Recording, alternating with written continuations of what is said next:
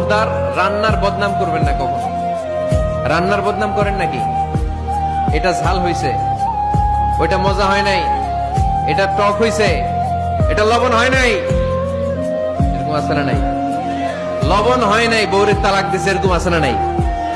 আহা, রান্না একটু ভালো হয় নাই, ঝাল হয়ে গেছে বেশি, বউরে মায়ের শুধু, এরকম ডাকাইতে আছে না নাই? মা আবা রাসূলুল্লাহ সাল্লাল্লাহু আলাইহি ওয়াসাল্লাম তুআমান ক্বাত্তু, আল্লাহর হাবিব সাল্লাল্লাহু আলাইহি ওয়াসাল্লাম কখনো কোন রান্নার বদনাম করতেন না।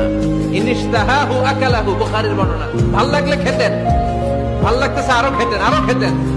ওয়া ইন কারিহাহু তারাকা, ভালো না লাগলে রেখে দিতেন, ওর দিকে তাকাইতেন না।